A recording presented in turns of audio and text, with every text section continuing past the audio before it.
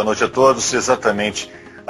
Depois da Louisiana, agora foi a vez da Flórida declarar estado de emergência por causa do vazamento da plataforma da British Petroleum. Isso significa que o estado vai poder receber ajuda imediata do governo federal para tentar evitar um desastre ambiental. Entre a Louisiana e a Flórida, passando por Mississippi e Alabama, existem mais de 10 refúgios naturais que abrigam várias espécies de peixes, aves e animais, além de uma fauna e flora riquíssimas, que podem morrer por causa do petróleo. A Guarda Costeira Americana e a Marinha também, além dos técnicos da BP, estão correndo contra o tempo para colocar barreiras artificiais no mar, numa tentativa de evitar que o óleo chegue à costa. O problema é que a circunferência da mancha se estende por quase 1.000 quilômetros, e esses diques artificiais chegam a apenas 200 quilômetros. A ideia, então, é usá-los para proteger as áreas mais sensíveis, Deilane. Como a gente comentou aqui, a resposta do presidente Obama a esse desastre foi rápida. Os americanos gostaram, né? Foi sim, e hoje ele disse mais. Ele diz que não vai autorizar mais qualquer perfuração enquanto as companhias petroleiras não adotarem novas medidas de segurança que previnam esse tipo de explosão que aconteceu na plataforma da BP. Obama afirmou que a vida dos habitantes e a ecologia da região estão ameaçadas por causa desse vazamento. Agora, numa coletiva de imprensa pouco dessa tarde, o governador da Louisiana, Bob Jindal, disse que está tomando todas as medidas necessárias para proteger o litoral do estado e alertou que os equipamentos que estão sendo usados pela BP, a British Petroleum, não estão sendo suficientes para controlar o vazamento. Ele quer uma ajuda ainda maior do governo federal. Bom, a secretária de Segurança Interna, Janet Napolitano, que também estava nessa coletiva de imprensa, disse que o governo Obama se planejou para o pior e está trabalhando para evitar uma tragédia ambiental.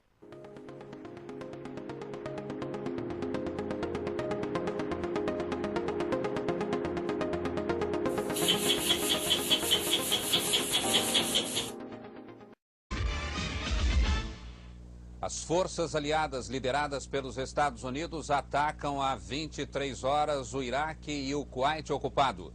As bases dos mísseis iraquianos que poderiam atingir Israel foram arrasadas.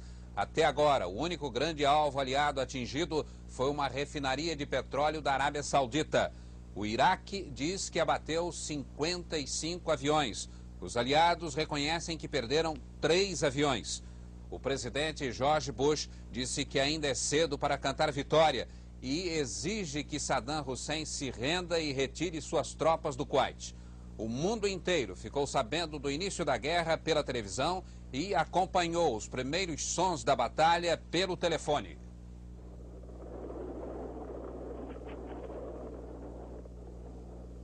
Desta base na Arábia Saudita, uma das maiores do mundo, decolou a esquadrilha do primeiro ataque. Caças bombardeiros F-15, tornados britânicos e caças sauditas e do Kuwait. Começava na madrugada o maior bombardeio aéreo da história. O correspondente da CNN, John Holliman, que está em Bagdá, assistiu o bombardeio da janela do hotel e contou emocionado pelo telefone o que estava acontecendo. As bombas continuaram a cair durante toda a madrugada. Depois a volta à base. Missão cumprida. O piloto conta numa entrevista a emoção do ataque. Todos estávamos muito excitados. Quando atravessamos a fronteira, vimos os alvos debaixo de nós. Meu Deus, era exatamente como no cinema. O fogo da artilharia, os caças no céu. De repente, começamos a bombardear. Tudo ficou muito mais real. Nossos alvos eram precisos. Foi uma mistura de emoções. Excitação, apreensão e um pouco de medo. Durante o dia, o segundo ataque. E na volta à base, num clima de euforia, o recado no míssil. Para Saddam, com amor. A ordem do ataque a Bagdá chegou à base aérea na Arábia Saudita pelo fax escrita em código secreto. Faltavam poucos minutos para as 3 horas da manhã no Iraque. Começava a Operação Tempestade no deserto. Voando alto para evitar os canhões antiaéreos do Iraque, os aviões americanos e dos aliados iniciaram um ataque. Em Bagdá, Os alvos estratégicos eram a estação ferroviária de Bagdá, o aeroporto, as torres de rádio e televisão, o prédio dos ministérios, a sede do partido Baath e o palácio do governo. Em outros pontos do Iraque, o bombardeio destruiu os mísseis que estavam apontados para Israel e instalações militares, como fábricas de armas químicas e usinas e centros de pesquisas nucleares. O Iraque reagiu ao ataque dos aliados com fogo antiaéreo. A resposta iraquiana foi considerada tímida pelos especialistas. Uma das principais reações do Iraque fracassou. O míssil disparado contra Riad, a capital da Arábia Saudita, errou o alvo. Os iraquianos atingiram pelo menos uma refinaria de petróleo na Arábia Saudita, a 10 quilômetros da fronteira com o Kuwait. Durante o dia, a refinaria continuava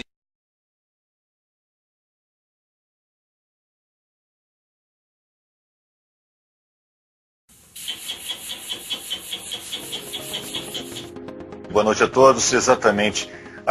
Depois da Louisiana, agora foi a vez da Flórida declarar estado de emergência por causa do vazamento da plataforma da British Petroleum. Isso significa que o estado vai poder receber ajuda imediata do governo federal para tentar evitar um desastre ambiental. Entre a Louisiana e a Flórida, passando por Mississippi e Alabama, existem mais de 10 refúgios naturais que abrigam várias espécies de peixes, aves e animais, além de uma fauna e flora riquíssimas, que podem morrer por causa do petróleo. A Guarda Costeira Americana e a Marinha também, além dos técnicos da BP, estão correndo contra o tempo para colocar barreiras artificiais no mar, numa tentativa de evitar que o óleo chegue à costa. O problema é que a circunferência da mancha se estende por quase 1.000 quilômetros, e esses diques artificiais chegam a apenas 200 quilômetros. A ideia, então, é usá-los para proteger as áreas mais sensíveis, Deilane.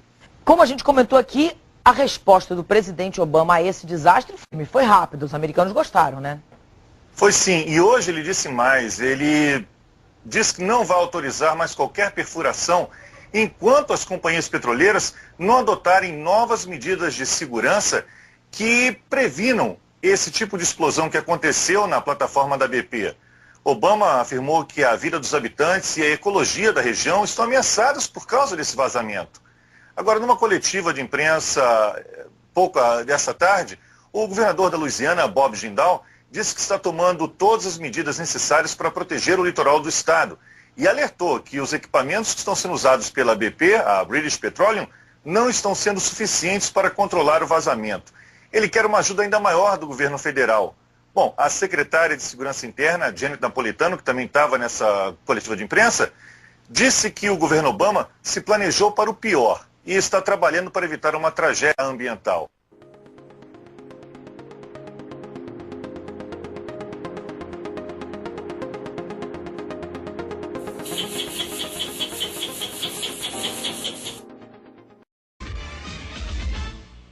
As forças aliadas lideradas pelos Estados Unidos atacam há 23 horas o Iraque e o Kuwait ocupado.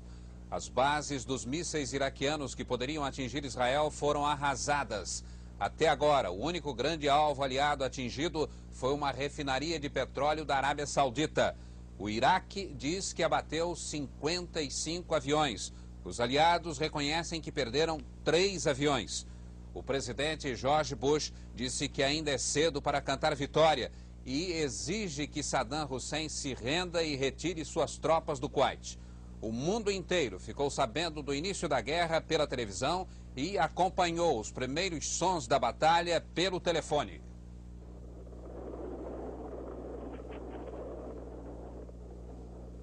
Desta base na Arábia Saudita, uma das maiores do mundo, decolou a esquadrilha do primeiro ataque. Caças bombardeiros F-15, tornados britânicos e caças sauditas e do Kuwait.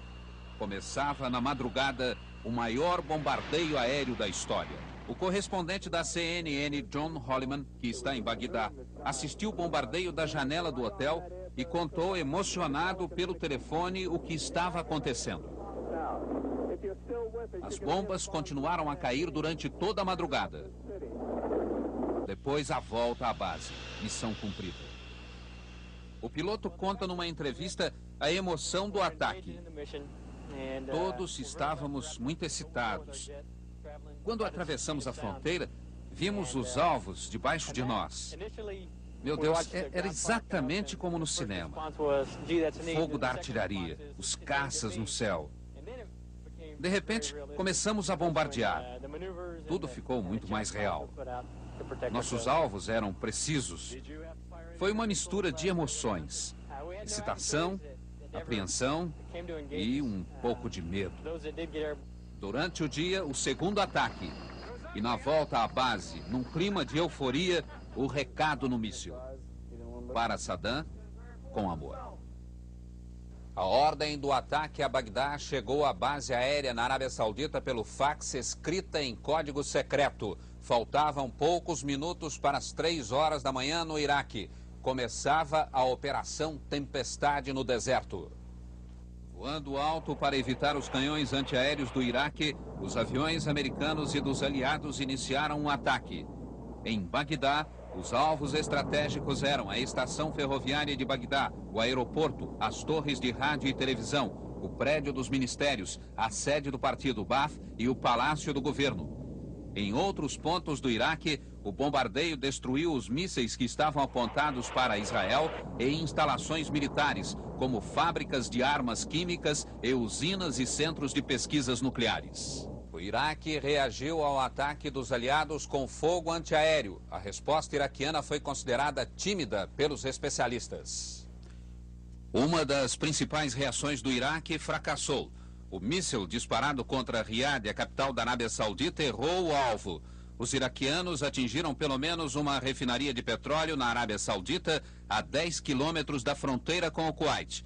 Durante o dia, a refinaria continuava em